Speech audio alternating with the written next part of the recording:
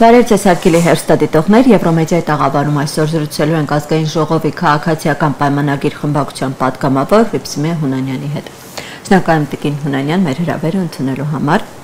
Տիկին Հունանյան, նախ մեր զրույցը սկսենք, հետ վերադառնանք ձեր պաշտոնի նշանակմանը ազգային ժողովի առողջապահության հարցերի գլխադասային հանձնաժողովի նախագահ, որը կարևոր պաշտոններից է, հա։ Տիկին Հունանյան, շատ լավ հիշում ենք այդ ձեր նշանակումը քննադատությունների շատ խիստ արժանացավ, թե հանրության, թե ընդդիմադիրների, թե մասնագիտական շրջանակների, հա, կողմից, եւ նրանք նշում էին, որ նշանակումը այս պաշտոնում կապված կրթության հետ, հա, ասում են, որ ոլորտի նկատմամբ նախ հանրային վստահությունն է նվազեցնում, ինչ կասեք այս մասին ու համաձայն եք, որ առանց բարձրագույն կրթության, հա, մասնագիտական ունենալու կարողանալու եք, քանի որ ազգային ժողովը վերահսկող, հա, ավելի շատ գործառույթ է կատարում, այս դեպքում, հա, ոչ բարձրագույն կրթության պայմաններում ինչպես եք պատկերացնում վերահսկողությունը համապատասխան նախարարության վրա ոլորտային։ Շնորհակալություն հարցի համար։ Նախ պետք է սկզբից ասեմ, որ հանձնաժողովի նախագահ, ազգային ժողովի որևէ մի հանձնաժողովի նախագահ լինելու համար եւ ընդհանրապես պատգամավոր լինելու համար պետք չի ունենալ բարձրագույն կրթություն եւ քանի որ դա քաղաքական պաշտոն է իրենից ներկայացնում, բոլոր տվյալները համապատասխանում են, որպեսզի ես լինեի հանձնաժողովի նախագահ։ Ինչ վերաբերում է հանրային տիրույթում դժգոհունակությունների հետ կապված, այն մարդիկ, ովքեր որ ինձ հետ աշխատել են տարիներ շարունակ, այդ մարդկանցից ոչ մի դժգոհություն չեղավ։ Եղան դժգոհություն որոշակի անձանց կողմից,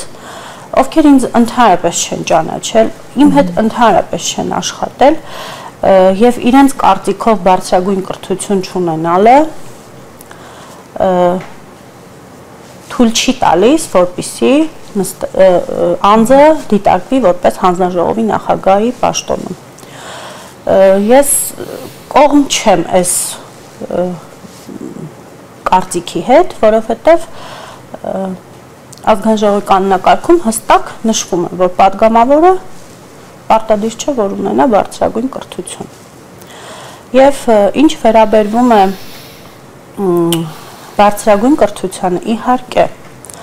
ես շատ կողմ եմ բարձրագույն կրթությանը, եթե մեր ընտանիքը, այսպես ասեմ, կողմ չլիներ, իմ քույրը, եղբայրը բարձրագույն կրթություն չէին ունենա։ Ուղղակի իմ բարձրագույն ստանալու կրթության ժամանակահատվածը շատ վատ տարիներից հետո ընկած ժամանակահատվածներ, որը չստացվեց, ուղղակի չկարողացանք, որովհետև հետևիցս եղբայր կար, քույր կար, մի խոսքով։ Բայց ես ոչ մի խնդիր չեմ տեսնում, ես շատ նորմալ կառավարում եմ հանձնաժողովը, շատ նորմալ շփվում եմ։ Օրինակ հետաքրքիր է, երբ որ գալիս է ազգային ժողով, հա, նախագիծ կառավարությունից, այդպես առողջապահության, հա, այսպես ինչ որ բարդ, որը պահանջում է հատուկ մասնագիտացված գիտելիքներ, ինչպես նաև իրավական առումով ու ֆինանսական։ Հետաքրքիր է, ինչ փորձի հիման վրա եք այդ ամենալուծումը։ Տեսեք, ես երկար տարիներ առողջապահության բնագավառում աշխատել եմ եւ իմ աշխատանքը միայն բուժքույր լինելը չի եղել։ Քանի որ ես ադմինիստրացիոն օղակում եմ աշխատել երկար, ես ադմինիստրացիոն հարցերի հետ շատ եմ շփվել եւ առողջապահության բացերի մասին առավել քան տեղյակ եմ եւ օրինակ հետաքրքիր արդեն տեղական ժամանակ է հանձնաժողովի նախագահ եք, մինչ այս դուք առանձին ինչ նախագծեր եք հեղինակել։ Ես դեռ նախագծեր չեմ առաջարկել, բայց լիքը առաջարկություններ եմ արել, շատ առաջարկություններ եմ արել նախարարությանը, քանի որ մենք պետքա հիմա զբաղվենք առողջապահության ապահովագրության հարցով եւ դա մի այսպիսի շատ մեծ փաթեթ է, որը պետք է մենք հասցնենք ընդունենք, որպեսզի հունվարի 1-ից կարողանանք արդեն անցնել առողջապահության համընդհանուր ապահովագրությանը, ես հիմա աշխատում եմ այդ եւ մնացած մի քանի էլի նախագծեր կան, որոնց վրա աշխատում ենք, դեռ առաջարկություններ չեմ արել, առաջարկություններ իհարկե շատ կան անելու, բայց քանի որ դա կապված է նաև բյուջեի հետ, դա կապված է։ Ու հենց դա է խնդիրը, հա, որ բացի որոշակի փորձը, դա նաև իրավական, ֆինանսական ինչ չէ բաղադրիչները Անակ, այսքան այստեղ է խնդիրը գալիս, որ եթե դու չունենաս համապատասխան մասնագիտացված կրթություն, այդ դեպքում խնդիրներ են առաջանում, ինչ որ նախագիծ հեղինակել ես, այն էլ է կարևոր ոլորտ։ Տեսեք, տնտեսագիտական ոլորտում էլ են պետք իրավաբաններ, ինչ որ օրենքներ ընդունելու համար, այլ հանձնաժողով սոց ոլորտում էլ են պետք իրավաբաններ, ինչ որ օրենքներ ընդունելու համար։ Իրավաբաններ բոլոր հանձնաժողովներում կան, որպես փորձագետ Եվ մենք այդ ծառայությունից շատ ակտիվ օգտվում ենք, բացի դրանից մեր իրավական հարցերի հանձնաժողովն է մեզ օգնում, եթե ինչ-որ հարցում խնդիր է առաջանում, չի ենթադրում, յուրաքանչյուր մասնագիտություն չի ենթադրում իրենից ունենալ իրավաբանական կրթություն։ Եվ դրա համար գոյություն են փորձագետներ, գոյություն են ծառայություններ, գոյություն են ընկերներ, որոնք կարող են մեզ օգնել։ Բայց բազային ինչ-որ հիմքեր Հիմա տնտեսագետը իրավաբանական կրթություն ստանում է։ Ես կոնկրետ ֆիքսվեցիք իրավաբանականի վրա, ես սոցիոլոգը իրավաբանական կրթություն ստանում է, օրինակ։ Ֆիքսվեցիք հենց իրավաբանի վրա, բայց ես առհասարակ նկատի ունեի մասնագիտացված կրթությունը։ Իսկ բժիշկը իրավաբանական կրթություն ստանում է, մեզնից առաջ, տարիներ առաջ առողջապահության մշտական հանձնաժողովի նախագահը դեռ Սերժ Սարգսյանի ժամանակով եղել է Հակոբ Հակոբյանը, որը ունեցել է պոլիտեխնիկն է ավարտել, ունեցել է ինժեներական կրթություն։ Ինձ հետաքրքիր է, եթե պետքա հանձնաժողովը ունենա մասնագետ, հա, մասնագիտական կրթություն, իրանց ենթադրում է մասնագիտական կրթություն, այսինքն բժիշկի վրա է հիմքը դրվում։ Այդ դեպքում ոնց է ստացվում, որ ինժեներական մասնագիտություն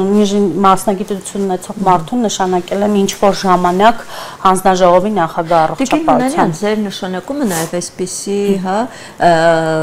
տպավորություն է թողնում, որ չկան բավարար ռեսուրսներ, տեխնացուներ ու դրա համար հենց ձեր տեխնացիան վրա։ Ու մենք նաև հիշում ենք, որ այդ շրջանում շատ էր քննարկվում, որ հակասություններ կան ձեր եւ Էմապալյանի միջև։ Այսինքն տեխնացիոն երկուսի շուրջ էր, այնտեղ նաև ձեր մեջ առաջացել էր սրա վերաբերյալ ինչ կասեք, ինչ կատարվեց այդ փուլում։ Նախ սկսենք նրանից, որ հանձնաժողովի նախագահ կարող է լինել յուրաքանչյուր падգամավոր ֆրակցիայում, ով որ իր տեխնացությունն առաջադրեր կամ առաջադրվեր, ոչ, բացարձակ եւ ընդհանրապես մեր հանձնաժողովում երբևէ խնդիրներ չեն եղել, որովհետեւ մենք շատ հաշտ հանձնաժողով ենք եղել, ընդհանրապես ոչ մի խնդիր չի քննարկվել մեր նամանավանդ իմ եւ Էմապալյանի մեջ ոչ մի խնդիր չի քննարկվել եւ ավելին գրվեց ինչ վերաբերվում է նախապայմաններ են եղել ոչ ինչ վերաբերվում է ոչ դա զուտ բամբասանքի բամբասանքա եւ ընդհանրապես կապ չունի դրա հետ ինչ վերաբերվում է ռեսուրսներին ֆրակցիայում յուրաքանչյուր падգամավոր կարող էր դիտարկվել որպես հանձնաժողովի նախագահ, որովհետև սահմանափակումներ չունի հանձնաժողովի նախագահ լինելը։ Բացի դրանից մենք հանձնաժողովում նույնիսկ ունեինք Լուսինե Բադալյանը, ինքը ինքնական հրաժարվել էր, Վանիկ Օհանյանը, որը բժիշկ էր, էլի նոր էր եկել ազգային ժողով, բացի դրանից Զարուհի Բաթոյաններ առաջադրել էին որպես նախագահ, ռեսուրսներ շատ կար։ Տիկին Հունանյան, իդեպ տեղեկություններ կան, որ ազգային ժողովում ձեր տեխնացիոն քննարկումից հետո, քանի որ պատասխաններից ձեր կողմից հնչեցված պատասխանները հատկապես շատ քննադատությունների արժանացան, ոչ լիարժեք լինելու համար, դրանից հետո եւս ֆրակցիայի կողմից էս պահանջ է եղել, որ այդ պաշտոնից հեռանաք։ Եղել է նման բան չի եղել։ Եվ ես կարծում եմ իմ տված պատասխանները բավականին հստակ են եղել եւ ինչ որ ասել եմ ես չեմ փոխանում դրա համար փորձը հիմնված է եղել սիրո տարիների սիրո այո ես մի քանի դա իհարկե դա շատ քննադատվեց բայց ես ձեզ ասում եմ եւ չեմ հրաժարվում իմ ասածից, իլուր ամբողջ աշխարհի, եւս մեկ անգամ փաստում եմ, որ բժշկությունը դա առաքելություն է, բժշկությունը իմ կարծիքով դա Աստծո կողմից ստեղծված մասնագիտություն է, մարդ է, որը Աստծո գործն է անում երկիր մոլորակի վրա։ Ես նման կերպ եմ դիտարկում բժիշկին եւ բուժաշխատողին, որովհետեւ եթե մի մարդ կյանքերը փրկում, դա արդեն աստվածային է մի քիչ եւ թույլ տվեք վերջացնեմ եւ չեմ փոշմանում ասել, որ այո, պետք է սիրես մասնագիտությունը, պետք է սիրես նաեւ պացիենտին, սրտացավ լինես պացիենտի հանդեպ, որպեսզի դու հաղթես այն դժվարությունները, ինչի միջով անցնում է բժիշկը։ Տիկին Հունանյան, բայց եկեք ընդունենք, որ այս նշանակումը ավելի շատ քաղաքական էր, քան մասնագիտական, ու եթե ավելի մրցակցություն լիներ ու նշանակումը հիմնված լիներ օրինակ կրթության եւ փորձի վրա, այս դեպքում հնարավոր է եւ ձեր նշանակումը պաշտոնում ընտրությունը ձեր չլիներ։ Թույլ տվեք ձեզ հետ համաձայնել եւ չհամաձայնվել։ Պաշտոնը միանշանակ քաղաքական է եւ մեր քվոտաներ, մենք պետք է ընտրեինք մեր մեջից մեկին, ով կնստեր այդ պաշտոնում։ Դե հենց այդ է, որ եթե մասնագիտական ու կրթության փորձի ավելի այսպես փորձառու մեկը լիներ, ես ձեզ վստահեցնում եմ, որ մասնագիտական փորձառու ավելի մեկը հիվանդանոցներում աշխատած եւ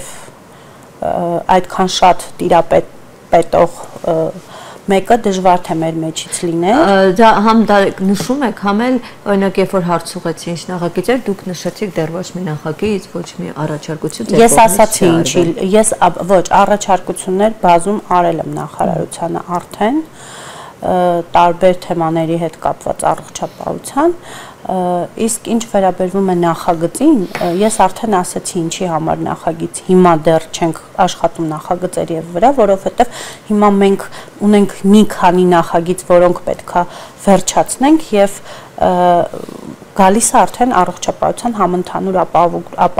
ապահովագրության փաթեթը, որի վրա պետք է աշխատենք եւ դա օրինակ ինչ առաջարկներ եք մասով ներկայացրել, քանի որ արդեն մենք տեսնում ենք տարիներ շարունակ այդ ծրագիրը ներկայացվում, հետո հետաձգվում է, ժամկետները նշում, հետաձգվում են։ Դուք ինքներդ ինչ առաջարկներ եք։ Փաթեթը դեռ չի եկել ազգային ժողով։ Դե գիտեմ, փաթեթը երբ որ կգա ազգային ժողով, մենք քննարկենք եւ առաջարկներ եթե լինեն առաջարկությունների կարիք եթե լինի, անպայման կներկայացնենք առաջարկներ նախարարությանը։ Դեռ կոնկրետ այս մասով։ Այս մասով դեռ ոչ։ Այս մասով դեռ ոչ, որտեղ փաթեթը դեռ ազգային ժողով չի եկել։ Տիկին Հունանյան, իսկ այն քաղաքացիները, հա, հանրությունը, ովքեր եւս սա խնդրահարույց են, հա, համարում ես նշանակումը առանց բարձրագույն կրթության, իրանց ինչպես է կարողանում, այսպես ասած, համոզել։ Ու չեք կարծում, որ սա հենց մարդկանց է ուղերձ, որ առանց սրա կարելի է պաշտոնի նշանակում լինել։ Այսինքն սա հարված է նաև բարձրագույն կրթությանը, կրթության ոլորտին։ Քրիստինա ջան, ես նորից եմ կրկնում, որ այս պաշտոնը իրենից չի ենթադրում ունենալ բարձրագույն կրթություն։ Եթե ես օրինակ լինեի, չգիտեմ, հիվանդանոցի տնօրեն նշանակվեի, եթե ես ինչ-որ մի այլ այնպիսի պաշտոնի նշանակվեի, որը իրենից ենթադրում է բարձրագույն կրթություն ունենալ, այդ դեպքում միգուցե քննադատեին ինձ եւ ես համաձայն լինեի մարդկանց հետ, բայց այս պաշտոնը իրենից չի ենթադրում բարձրագույն կրթություն, դրա համար ես մարդկանց համոզելու ոչինչ չունեմ, ես մարդկանց կարող եմ համոզել միայն իմ աշխատանքով։ Տիկին Հունանյան, դուք այստեղ խորանում եք ԱԺԿ անակարգյալների, բայց այստեղ արդյոք երևույթն է, հա, խնդրահարույց, քանի որ գիտենք, որ ցանկացած պաշտոնի նշանակման, օրինակ դա շատ դեպքերում այսպես հենց հստակ պահանջ է, հա, դիտարկվում բարձրագույն կրթությունը, դրա համար մեր հանրության մոտ սա խնդիրներ է առաջացնում։ Իսկ դուք ունեք ստատիստիկա, կներեք, արդյոք բոլոր բարձրագույն կրթություն ունեցողները բոլոր պաշտոններում հաջողել են եւ միջին մասնագիտական կրթություն ունեցողներն էլ չեն հաջողել։ Օրինակ, ինձ թվում է նման ստատիստիկա առհասարակ որպես այդպեսին Ուզում եմ ասեմ, կա այդպիսի ստատիստիկա, որ հստակ կարող ենք ասել, որ պետք է բոլորը բարձրագույն կրթություն ունենան եւ նստեն այս պաշտոնին։ Ես Սուրբ Գրիգոր Լուսավորիչ, երբ որ գնացի աշխատելու, այնտեղ մինչեւ մեզ բարձրագույն կրթությամբ եւ մի քանի, չգիտեմ, պարգևների արժանացած, մեդալների արժանացած, դոցենտ, պրոֆեսոր, այսպիսի մարդ էր նստած, ով կառավարում էր այդ հիվանդանոցը։ Ես կարծում եմ դուք էլ եք նախկինում եղել այդ հիվանդանոցում եւ մեր քաղաքացիներից շատերն են եղել այդ հիվանդանոցում նախկինում, մինչեւ հեղափոխությունը, եւ տեսել են այդ հիվանդանոցում ինչ է կատարվել։ Հիմա հարց եմ ուզում ձեզ տալ։ Բարձրագույն լրագրողն է Կինուլյանյան հարցը։ Գիտեմ, չէ, ես ուրեմն հանրությանն եմ այդ հարցը տալիս։ Բարձրագույն կրթություն ունեցող մարդեր, եւ եթե իրենք այդքան շատ գնահատում են այդ բարձրագույն կրթությունը, այդ դեպքում ինչի չեն գնացել այդ բարձրագույն կրթություն ունեցող մարդու հետևից եւ ասել, որ դուք տապալել եք ձեր կառավարումը, դուք չեք կարողացել կառավարել հիվանդանոցը, որտեվ գիտենք, որ չի կարողացել կառավարի եւ այդ հիվանդանոցի վրա շատ խնդիրներ էր կուտակվել, թուփ մինչեւ քրեական գործեր։ Տիկին Հունանյան, լավ, այս թեմայով վերջին հարցը, այս պահի որոնք եք դուք համարում հենց այս ոլորտի, առողջապահության ոլորտի հիմնական բաց թողումները ու հետաքրքիր է ինչպես է ստացվում նախարարի հետ։ Ես համագործակցությունը, վերահսկողությունը եղել է, որ Անահիտ Ավանեսյանն ինքն է ասել, որ սա այսպես չի, նա այնպես է։ Իհարկե աշխատանքի մեջ բաց թողումներ լինում են, այլապես աշխատանքը կարող ենք համարել չստացված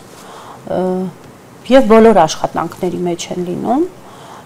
Իհարկե, եթե լինում են բացեր, եթե լինում են խնդիրներ, ես խոսում եմ մի քանիսը։ Նախարարի, դա կլինեն հիվանդանոցային խնդիրներ, դա կլինեն անհատների կողմից, երբ որ դիմում են այդպիսի խնդիրներ, նամակներ, որոնք գրում են մեզ, ես քրեական գործերի մասին չեմ խոսում, որտեղ նման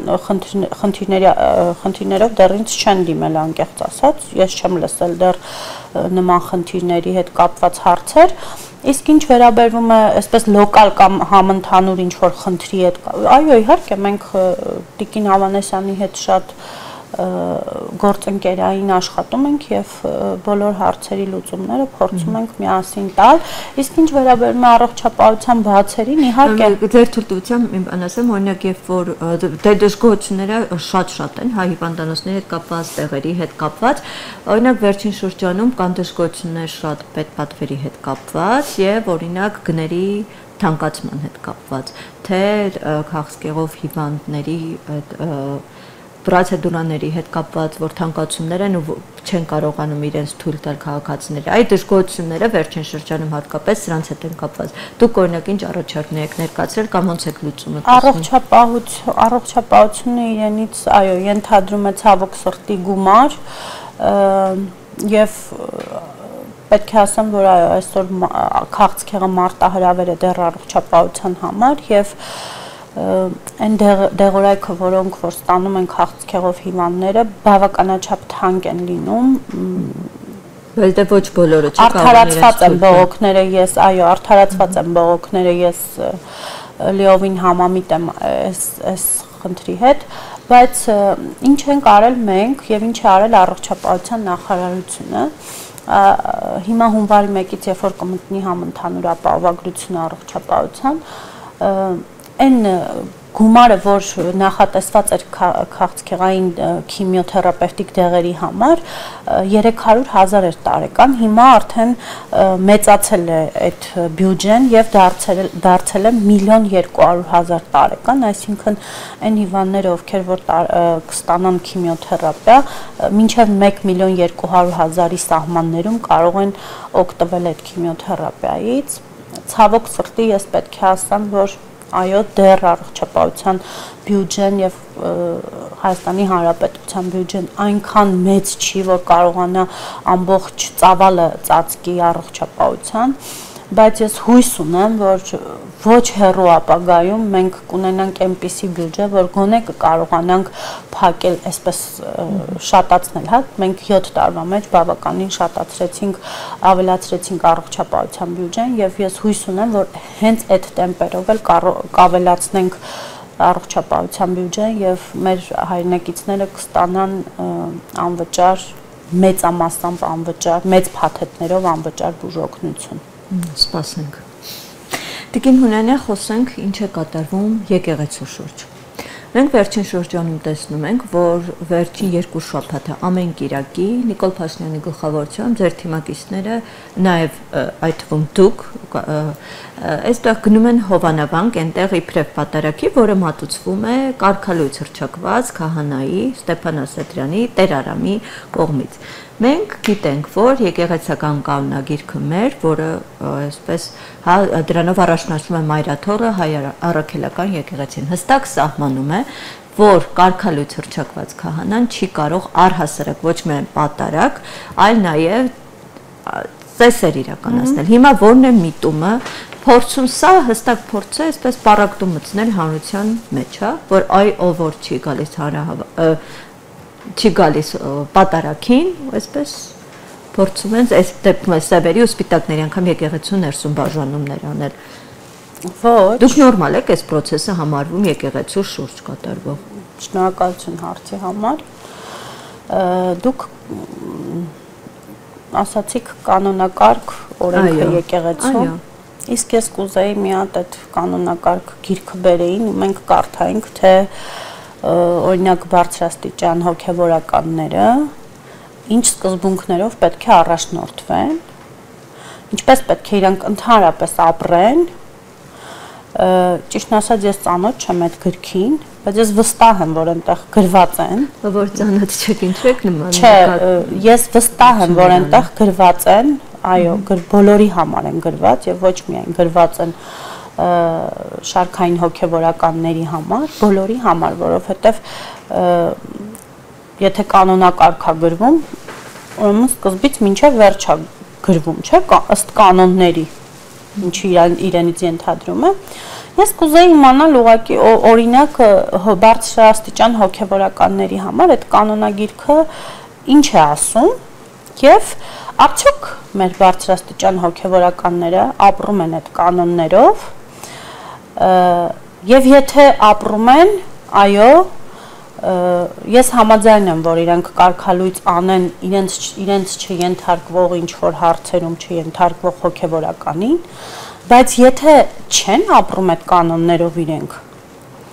են խախտել այդ կանոնները, մի րոպե, ներողություն, չէ, հոգևորականները ինչպես են ապրում, խախտում են։ Ուրեմն ես ձեզ պետք է խնդրեմ, որ դուք որ այդ կետը հղում եք անում, այն մնացած կետերն էլ հղում արեք, այն մնացած կետերն էլ կարդանք, որպեսզի ճիշտ լինի եւ արդար լինի, հավասար լինի, հա։ Եթե խնդիրը սա է, որ ընդունում ենք, որ ինչպես բոլոր եկեղեցիներում, ինչպես կաթոլիկ, այդ թվում Վատիկանում կան շատ խնդիրներ, բայց այդ երկրների պետությունները իրենց իրավունք չեն վերապահում միջամտել։ Ինչին։ Եկեղեցու գործերին ամեն բան կարգվում է եկեղեցու։ Ուրեմն եկեղեցին էլ չի միջամտում պետության գործերին, կներեք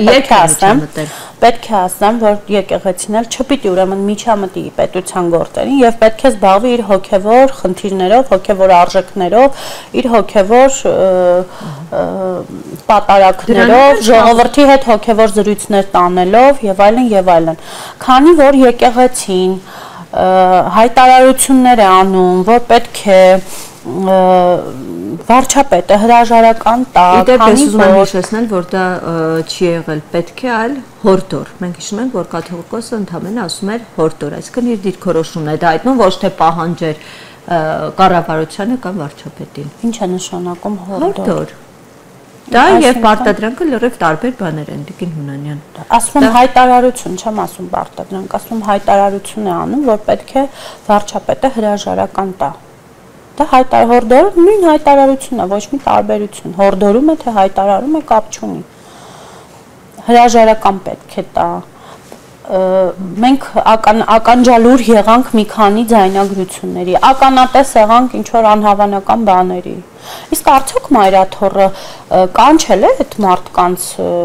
մի հատ իրենց բարձրաստիճան հոգևորականներով քննարկեին, բա էս ինչ ենք տեսնում օրինակ համացանցում, դա էս ինչ ենք լսում օրինակ համացանցում։ Գիտեք, մեր երկիրը այնքան փոքր է, մեր սփյուռքը այնքան կապված է իրար հետ։ Մենք նույնիսկ այդ ամեն ինչը լսում ենք դրսից, որ մի եկեղեցի օծելու համար, թե ինչ գումարներ են պահանջում մայրաթոռից։ Մենք այդ մասին լսում ենք։ Մենք լսում ենք տարբեր շինարարների հետ կապված խնդիրներ, որ մայրաթոռը պետք է վճարեր, այդպես էլ չի վճարել։ Ինչու ձեր ներսում խնդիրներ չկան, Տիկին Հունանյան։ Եկեղեցին գալիս է այսպես։ Իմ ներսում օրինակ խնդիրներ կան իշխանության։ Ես գիտեք բոլոր տեղերում խնդիրներ կան, բայց խնդիրները լուծելի պետք է լինի։ Ոչ թե մարդկանց կոպիտ կլինի ասեմ, բայց մարդկանց քցել այսպես քցել ասեմ մեր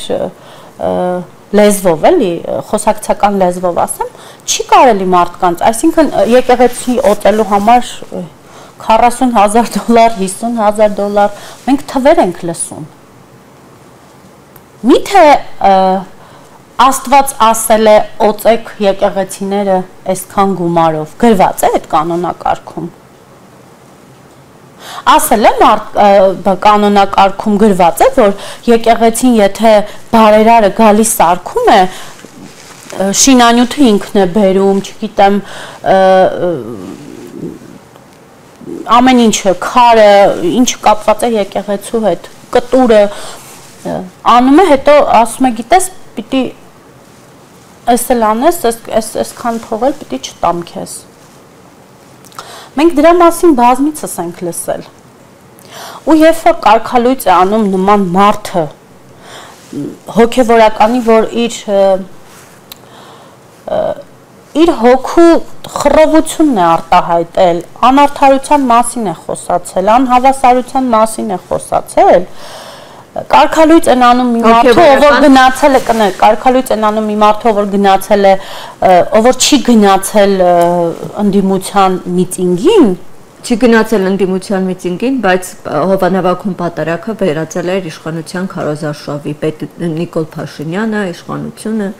Դուք եթե ներկա եք եղել, լսած կլինեք։ Ես ներկա եմ եղել եւ լսել եմ հետեւյալը։ Մենք էլ ենք ներկա եղել եւ տեսանյութեր լսել եմ հետեւյալը, որ այո, պետությունը առաջի տեղում է, երկրորդ տեղում եկեղեցին։ Բացի դրանից այլ հայտարարություններ են հնչել, կոնկրետ Փաշինյանի անունը հնչեցնելով։ Միգուցե շնորհակալական արտահայտություններ, ինչ դա միտինգ չի։ Նորմալ է եկեղեցուն։ Դա միտինգ չի։ Քարոզարշավ։ Դա քարոզարշավել չի։ Բա ինչ է դա։ Դա շնորհակալություն է ուղղակի։ Դա շնորհակալություն է իսկ եկեղեցի գնալու համար այո, պետք է շնորհակալություն, որովհետև շատ կտրվել ենք մենք եկեղեցուց։ Պետք է շնորհակալություն ասենք այն մարդկանց, ովքեր մեզ տանում են եկեղեցի։ Մենք շատ կտրվել ենք հոգևոր կյանքից, մենք շատ հեռացել ենք։ Մենք պետք է նորից մոտենանք հոգևոր կյանքին։ Գուցե ժողովրդից եք կտրվել, քանի որ երբ որ մենք տեսնում ենք հարության արձագանքը նրանց մոտ, որպես այդպեսին պահանջ չկա կաթողիկոսի հեռացման կամ եկեղեցու հետ կապված։ Ժողովուրդ երևի մեր նման իշխանություն Հայաստանի Հանրապետությունը չի ունեցել, որ ժողովրդի հետ այսքան շատ մեծ կապ ունենա, այսքան շատ լինի ժողովրդի մեջ, այսքան շատ խոսի ժողովրդի հետ, ես չեմ հիշում այդ Հովանավանքում այդ մասնակիցների թիվը ձեզ համար ցուցիչ չէ, որ հանրության ներսում ձեր ոչ քաջալերում Հովանավանքում ընդհանրապես պատարագ էր, այնտեղ հո միտինգ չէր, որ ես ասեմ ինչ որ բայց հանրությունը, եթե ձեզ հետ կիսեր, մենք ընդհանրապես գնացել ենք պատարագ, եթե հանրությունը ձեզ հետ կիսեր, ձեր տեսակետը եկեղեցու հետ կապված կգար, իր աջակցությունը կհայտներ այնտեղ Հովանավանքում կգար կասեր այդ ինչի համար գար ով որ ուզեցել է եկել է պատը մենք մեզ չենք ասել գնում ենք չգիտեմ ինչ որ մեկին աթոռից հանելու մենք այդպեսի բան չենք ասել մենք ընդհանրապես ասենք գնում ենք պատարագի Հովանավանքում հիմա ով ուզեցել է եկել է ով չի ուզեցել չի եկել ինչի մասին է խոսքը իզեպ ձեր թիմակիցներից հենց շատերը կային որ չէին ցանկանում մենք տեսանք ներկա չեն ու չէին ցանկանում ներգրավել այս գործընթացներում Ես ճիշտ ասած այսքան անգամ ձեր ներսում ձեր թիմի ներսում մեր թիմի ներսում նման խոսակցություններ չի եղել ես չեմ լսել անկեղծ ես չեմ լսել եւ ես այս մասով ոչինչ չեմ կարող ասել Իսկ դուք նորմալ եք համարում որ նույն Ստեփան Ասատրյանը կարգալույց հռչակված քահանան կողպել է Հովանավանքի դուռը եւ այլ քահանաներ չեն կարող դա ոչ իր անձնական Ես կարծում եմ որ նա կարգալույց եղած չէ որովհետև կարգալույծ եղած կաթողիկոսը չի կարող կարգալույծ անել կաթողիկոսին, բայց որևէ մեկը կարգալույծ չի հռչակել։ Իմ համար նա կարգալույծ եղած կաթողիկոսը կներեք թույլ տվեք ասեմ։ Եթե ձեր տեսակետը այդպեսին է, չի նշանակում, որ կաթողիկոսը ինձ համար նա հեղինակություն չվայելող կարգալույծ եղած կաթողիկոս է, որովհետև ես տարիներ շարունակ լսել եմ, թե ինչ են խոսում նրա մասին, ինչը չեմ լսել օրինակ Վազգեն առաջինի մասին։ Կներեք, բայց իմ համար նա հոգևորական չէ, իսկ եթե մարդը աշխարհիկ է,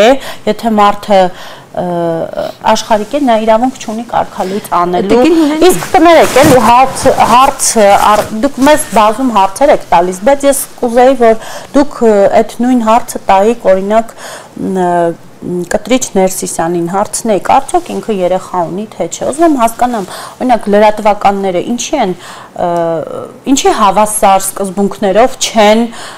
անդրադառնում բոլոր հարցերին։ Հավասար սկզբունքներով անդրադառնում են, այդ հարցը շատ հաճախ է ուղղվել ու պաշտոնական պարզաբանում, որպես այդպեսին մայրաթորից բազմիցս հնչել է։ Բազմիցս արձագանք որպես այս օրերին կատարվող ներկայացին դե դուք ոչ մեկ իրավունք չունի խառնվելու մայրաթորի ներքին գործերի մեջ, հա։ Այդ դա ասենք նորմալ է, ձեզ համար դա նորմալ։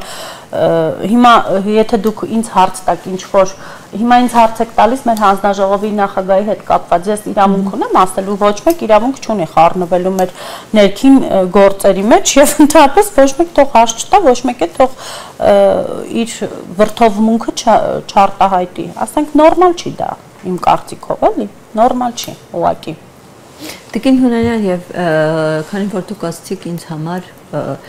կաթողիկոսը կարգալույծը, հիմա այսպեսի եթե դիտարկենք, շատերն էլ կոնկրետ իշխանությունների գործունեության, վարչապետի, ձեր գործունեության հետ կապված տեսակետները չեն կիսում, դժգոհություններ կա։ Հիմա ինչ դա նշանակում է, ասում են Նիկոլ Փաշինյանը վարչապետ չի, դուք պատգամավոր չեք, այսինքն անձնական տեսակետը պրոյեկտում եք։ Չէ, ոնց կարելի է այդպես բան ասել, ասենք դե դուք քանի որ ես իմ մասով եմ ասում, ես չեմ ասում որ բոլորի համար նա կաթողիկոս չի։ Ես ասում եմ իմ մասով, նա իմ համար կաթողիկոս չէ, չի վայելում ոչ մի հեղինակություն եւ նա իմ կարծիքով չի կարող